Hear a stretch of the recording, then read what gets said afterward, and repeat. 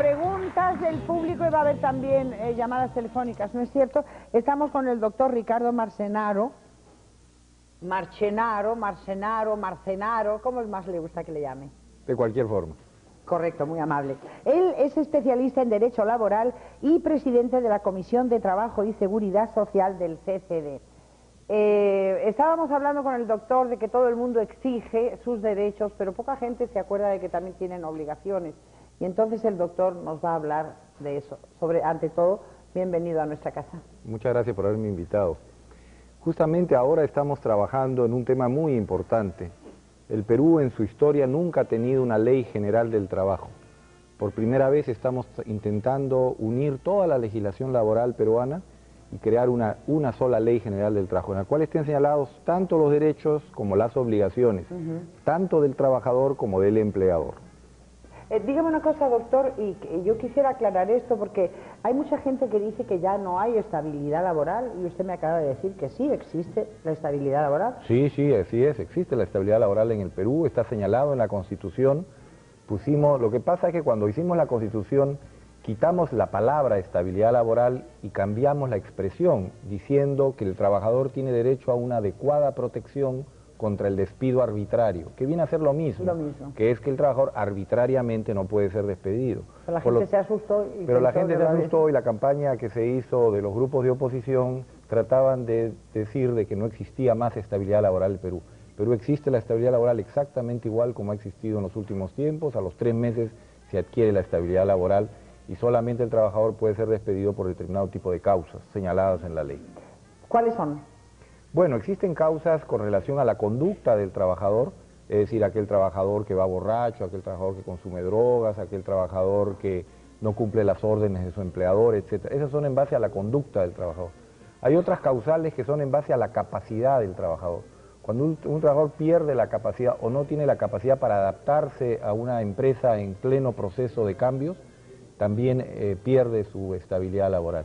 Y otras razones son por causas económicas, es decir, cuando la empresa se produce un incendio y hay que despedir a un grupo de trabajadores o se produce alguna causal de esa naturaleza de tipo económico que origina el que se termine la relación laboral con un grupo de trabajadores. Pero en el Perú existe la estabilidad laboral. ¿Y los derechos más importantes del trabajador cuáles son?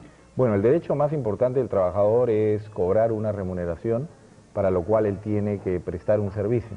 Fundamentalmente es eso, aparte el trabajador tiene derecho a un descanso semanal, tiene derecho a un descanso anual, que son las vacaciones, tiene el derecho a trabajar solamente 8 horas y no más, etc. Esos son los derechos fundamentales del trabajador. Si trabaja más de 8 horas, tiene derecho a así es, se le paga lo que se llaman horas extras con una bonificación. Aparte, por cierto, el trabajador no solamente tiene derechos, porque siempre hablamos de los derechos y pocas veces hablamos de las obligaciones. El trabajador también tiene obligaciones, tiene que ser leal a su empresa, tiene que trabajar de acuerdo a la buena fe, etcétera. Es decir, el trabajador también tiene obligaciones. Y tratar de superarse en su trabajo para apoyarse más permanentemente. Por eso quizá ahora uno de los temas más importantes del derecho laboral es la capacitación. Hoy en día se piensa que ya el trabajador que ingresa a trabajar tiene que estar en permanente proceso de capacitación. Eso por cuenta de la empresa. Por cuenta de la empresa, claro. Así es. Entonces hoy día las empresas más grandes y más modernas tienen programas permanentes para capacitar al trabajador, porque el trabajador no solamente va a aprender a hacer algo, sino cada vez debe mejorar ese conocimiento, y de esa forma mejora la empresa en la cual él trabaja, mejora sus remuneraciones, mejoran las utilidades, etc. Correcto, doctor, creo que hay una llamada. ¿Aló? ¿Hola? Buenos días. Hoy, ¿qué pasa que me han llevado tan lejos hoy a mis amigas? No oigo nada. Lola. Hola, cariño. ¿Cómo estás? Te felicito por el programa. Gracias. Bien. Yo siempre digo, gracias, flaca, ¿no? Eso nos gusta tanto a las mujeres. Oye, dime una cosa, ¿de dónde llamas y tu nombre? Soy Rosa de Santa Catalina. Oye, que tienes nombre de santa, casi. Rosa de Santa Catalina, casi, como nuestra patrona. Bueno, mi amor, ¿tienes alguna pregunta para el doctor? Sí, te quisiera hacer una consulta al doctor referente cuando una persona se casa y está, digamos, trabajando, tan pronto el jefe se entera de que esta persona sale en estado, inmediatamente están buscándole problemas para pedirle la renuncia. ¿Qué se hace en este caso? Esa pregunta es muy importante, doctor, porque creo que ese problema lo tienen las mujeres del mundo entero. Sí, bueno, primero pensé que era una consulta del corazón cuando empezó a hablar del matrimonio, las personas se casan. Está prohibido. Sí. Evidentemente una persona no puede ser obligada a renunciar por el hecho de que se casa o por el hecho de que va a procrear un hijo. Al contrario, está debidamente protegida por la ley. Lo que pasa es que a veces la gente confunde cuando existen empleadores abusivos y piensa que la ley no los protege, y no es así. Desgraciadamente existen también empleadores abusivos, pero la ley los protege, y si estas personas presentaran una acción correspondiente serían debidamente cautelados. Porque por lo tanto, derecho también tienen todo el derecho a continuar trabajando y a no ser molestados por el solo hecho de que están... ¿Y cuáles son sus vacaciones prenatales? ¿Son 3 meses, no? Son 45 días antes y 45 días después. La gran discusión que hay hoy en día es si este es un permiso solo de la mujer o también le podría corresponder al hombre, al hablar de la igualdad de los derechos. Ustedes no pierden ocasión de quedarse en casa, pues si dijera que se quedan en casa para ayudar a la mujer que acaba de dar a luz, pero no, aprovechan para celebrar el parto bebiendo chevechita con los compañeros, ¿no? Hay otra llamada. ¿Aló? Buenos días, Lola. ¡Hola! ¿Cómo estás? Yo muy bien, ¿y tú? Oye, Lolita, el negro te queda fabuloso. ¿Cuál? ¿Que me queda bien el negro? El negro, ahí te veo de negro con doraditos. No te preocupes que esta noche mato a mi marido y mañana vengo de viuda. Todo de negro. Y al Oye, Juan Lolita. también. Amor, ¿de dónde llamas? De la Irma de la Victoria. Correcto. ¿Alguna pregunta? Sí, doctor Marcenaro, ¿qué pasa o qué ley hay aquella que legisla a las pequeñas empresas que sacan avisos en el periódico y nuestras hijas buscan el empleo porque todo el mundo necesita trabajar? Entonces entran, creo que no hay ni un contrato o algo, te pago a la semana, te pago a las 2 semanas, pero no hay pago ni a las 2 semanas ni al mes. ¿Qué hace uno como trabajador? ¿A dónde se queja? ¿Y quién legisla a estas empresas? Por ejemplo, esta empresa era de llevar correspondencia a diferentes sitios. ¿O es que son empresas que funcionan clandestinamente? Eso es lo que quería preguntarle. Gracias, amiga. Sí, desgraciadamente en nuestro país gran cantidad de empresas son informales. No funcionan con los libros y cumpliendo todas las obligaciones que la ley señala. Pero toda persona que trabaje, aunque trabaje 1 hora, tiene derecho a sus remuneraciones, tiene derecho a una serie de beneficios. En consecuencia, no hay excepciones. Desgraciadamente, como decía, hay empresas informales que no cumplen con esto o que no quieren darle una boleta de pago al trabajador como le corresponde, etcétera. Pero esas son empresas que están actuando ilegalmente y pueden ser denunciadas por el y trabajador, se les puede, ¿no? claro, el trabajador, y puede iniciar una acción a fin de que se respeten sus derechos. Algo he oído antes de empezar el programa, hay otra llamada, medio minutito, porque quiero que el doctor me aclare. Ustedes han dicho, o creo que ustedes han hecho algo para simplificar un poco las leyes, para que sea más fácil el que la gente domine sus derechos y sus deberes. ¿Cuál es, doctor? El problema que hay es que democracia no es solamente elegir un presidente y a un grupo de congresistas cada 5 años. Democracia consiste en que el ciudadano conozca sus derechos y que pueda exigirlos.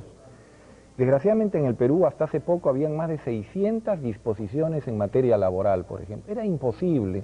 Nosotros que nos consideramos los especialistas, la gente que hemos dedicado toda nuestra vida a este estudio, no conocíamos todas las normas.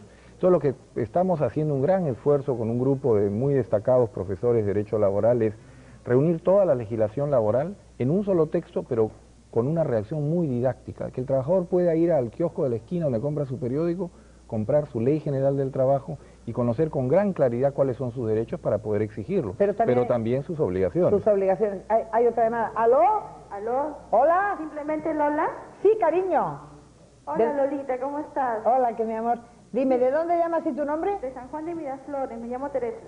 Teresa, ¿quieres hacer alguna pregunta al doctor? Sí, quisiera, mire, yo tengo un hermano que trabaja en un autoservicio y trabaja de 9 a 9. Él prácticamente tiene 2 años trabajando y más o menos que lo están molestando, incomodándolo. Entonces yo quisiera saber si en caso lo despiden, si a él le corresponde liquidación o cómo es, ¿no? ¿O qué derechos tiene? De entrada ya está trabajando 12 horas, no las 8 que le corresponden.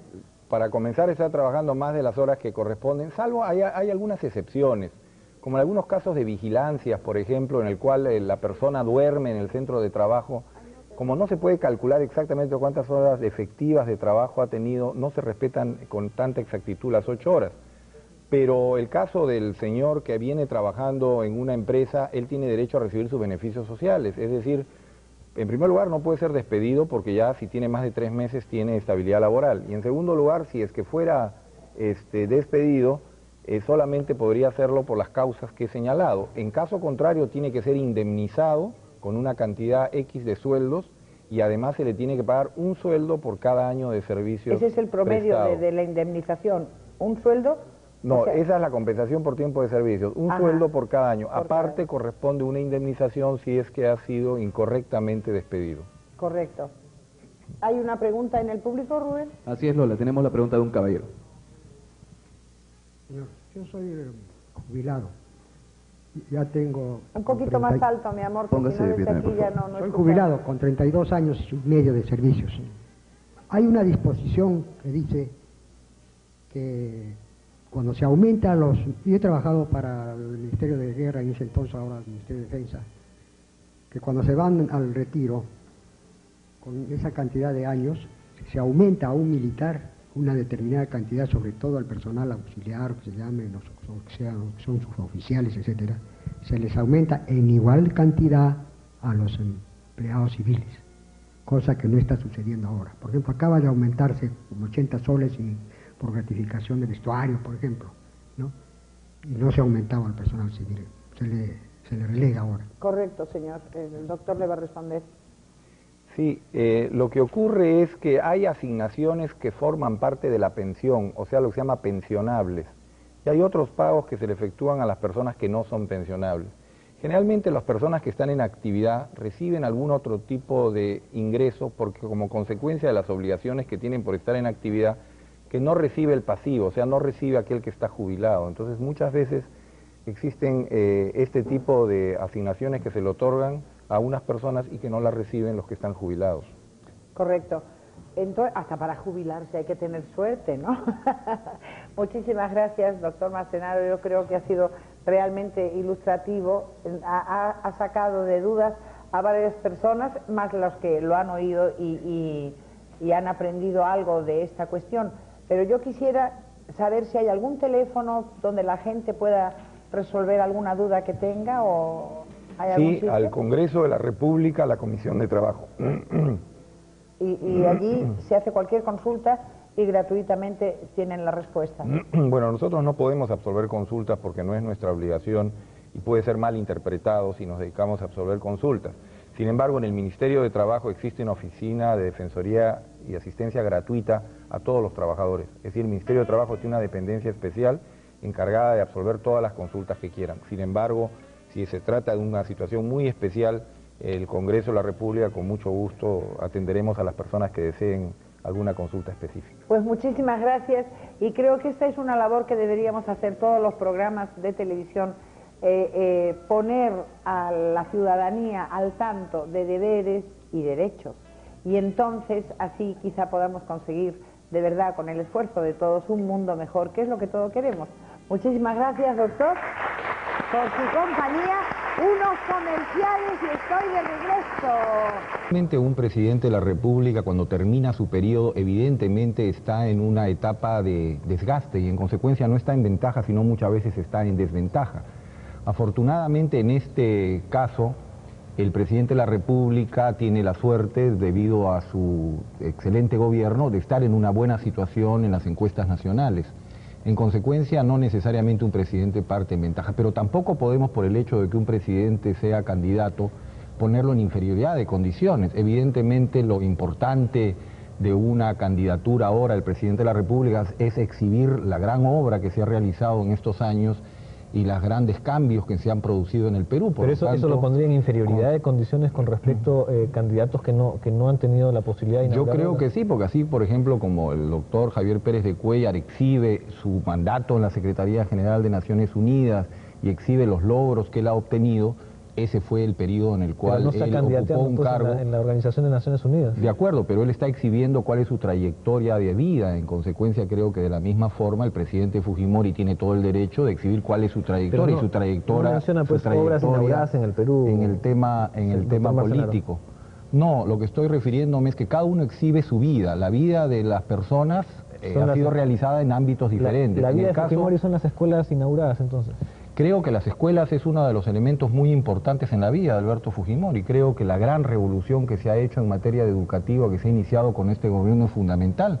Recordemos que se viene inaugurando más de un colegio diario y que se va a empezar a inaugurar 3 colegios diarios. Evidentemente es la gran revolución en la educación si pensamos que además se están reformando los programas educativos. Por lo tanto, me parece totalmente injusto, en primer lugar, que cuando un presidente como el actual no ha puesto primeras piedras, sino él va a entregar obras ya concluidas como consecuencia de su decisión política, que se le impida hacerlo. Y por otro lado, que tampoco pueda mencionar la obra que él ha realizado, es decir, que puedan otras personas criticar su obra, pero que él no pueda defenderse. Creo que eso es poner al presidente de la República en inferioridad de condiciones. Ese es un punto frente interesante. a sus rivales. Doctor Flores Arao, Claro. se podría criticar las obras del presidente, pero él no podría defenderlas. Perdón, un minuto. Nos estamos refiriendo acá a las obras públicas, no a obra en general de gobierno.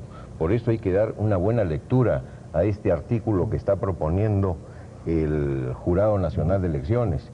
Y estamos en una candidatura presidencial, pero las obras públicas son parte, pues, de la obra política. Y no en relación a una presidencia a capeco del sistema constructivo peruano.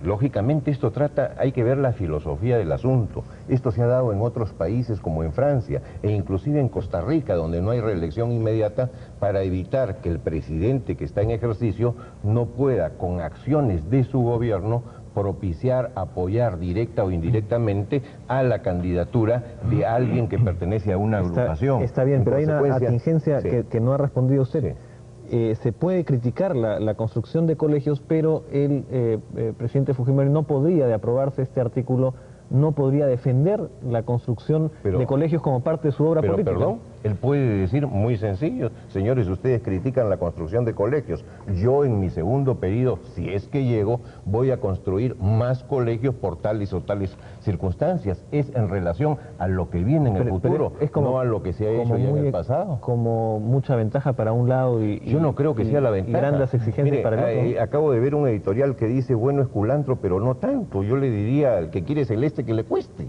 Pero realmente es para igualar. Creo que esa es la gran diferencia. Mientras que los otros candidatos nos hablan de lo que van a poder hacer si es que son elegidos presidentes, de lo cual ya estamos acostumbrados en la historia peruana, porque siempre los candidatos nos ofrecieron grandes cosas y muy pocas lograron.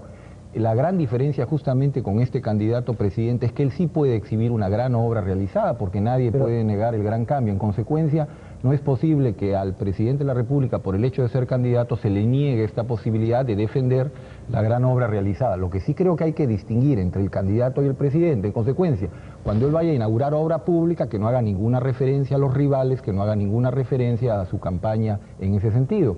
Pero cuando va él a una plaza pública con sus propios medios, porque también eso es importante, que vaya con sus propios recursos y con sus propios medios, ahí podrá hacer todas las referencias a los rivales y evidentemente tendrá todo el derecho de defender la obra que ha ejecutado. ¿Ustedes se oponen a, por ejemplo, a que quede prohibidas, según el proyecto del Jurado Nacional de Elecciones, la inauguración e inspección de obras públicas? En mi caso particular, así es. Nosotros recién vamos a tener una reunión esta mañana para tratar el tema en vista que la Comisión de Constitución se reúne a las 10. Por lo tanto, estoy hablando a título personal. Pero a título personal, evidentemente, una de las características de este presidente ha sido el que él va a entregar las obras permanentemente, las obras que se van ejecutando. Esa es una de las características de este gobierno. Él no va a poner primeras piedras, sino a entregar las obras concretas realizadas. No va a presentar promesas, sino a presentar realidades. Por lo tanto, nos parecería totalmente injusto que se frustre esta posibilidad. Y además nos consta, porque hemos visto cómo en las obras públicas, cuando él participa, realmente toma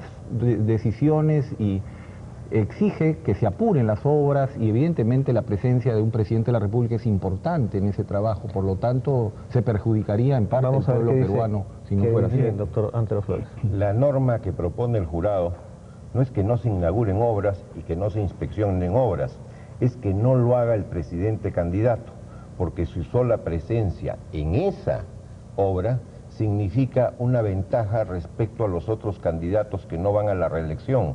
Por eso es la norma. Las obras se pueden seguir inaugurando, las pueden hacer los ministros de Estado, las pueden hacer los viceministros, se pueden publicitar las obras. Pero acá no dice que sea solo por el periodo electoral. Pero por favor, es los 90 días antes de las elecciones. 90 días antes. Toda esta normatividad. O sea que a partir del 9 de enero, si esto se aprueba, sería la prohibición para el presidente, no para la inauguración de obras, que puede seguirlas inaugurando y está muy bien que se inauguren. ¿Usted qué cree que, un poco al margen, qué cree que la opinión pública piense sobre el hecho de que al presidente Fujimori, a este presidente, el de hoy día, se le impida continuar inaugurando obras? ¿Usted cree que la reacción va a ser, muy bien, qué bueno Fujimori que ya no inaugura obras, o la reacción va a ser, caramba, no lo dejan hacer nada a este presidente? Depende cómo se haga la pregunta. Si se hace la pregunta, ¿está bien que no se inauguren obras?, el pueblo va a decir que se inauguren. Si le pregunta usted al pueblo, ¿es lógico que el presidente, con la ventaja de inaugurar obras, tenga una presencia en su candidatura? Lógicamente le va a decir que no. Depende cómo haga usted la pregunta. Que se inauguren obras está bien, pero que en los 90 días previos lo haga el presidente, que tiene la ventaja de ir a la reelección, me parece que está mal. En consecuencia hay que ver las cosas en su verdadera magnitud. Vamos a seguir viendo las cosas en su verdadera magnitud, pero eso va a ser después de una pausa. 7:37, regresamos inmediatamente. Normas y reglas sobre la candidatura presidencial a la reelección inmediata es lo que venimos discutiendo con el doctor Antero Flores y el doctor Ricardo Marcenaro, a quien yo quería preguntarle. Usted estuvo diciendo, se estuvo refiriendo a sus opiniones como opiniones personales. ¿Qué es lo que sucede? ¿No han discutido en la bancada oficialista una posición para toda la bancada? Hoy día se va a ver ya este tema en la Comisión de Constitución. ¿No van a tener una posición conjunta? No, sí la vamos a tener. Lo que pasa es que este es un documento que recién ha presentado el Jurado Nacional de Elecciones y en consecuencia no hemos tenido tiempo a reunirnos. Sin embargo, hoy día en la mañana, antes de la reunión de Comisión de Constitución, nos vamos a reunir a fin de ver cuáles son los criterios de la bancada. Pero en todo caso, ¿nos puede adelantar que hay ciertos temas críticos en el proyecto? Sí, yo voy a defender fundamentalmente que se le permita al presidente inaugurar e inspeccionar obras públicas, que es lo que dice el inciso A de este proyecto. Sin embargo, que se le ponga las limitaciones que señala el inciso C, es que en esas inauguraciones no se referirá directa o indirectamente a los demás candidatos o movimientos políticos, de tal forma que uniendo esos dos incisos se le va a permitir inaugurar obra, pero de ninguna forma hacer campaña política en el sentido de referirse a los opositores. Y también me parece mal en cuanto a la segunda parte de este proyecto, en cuanto que no se le permitirá al presidente en sus discursos referirse a las obras públicas construidas.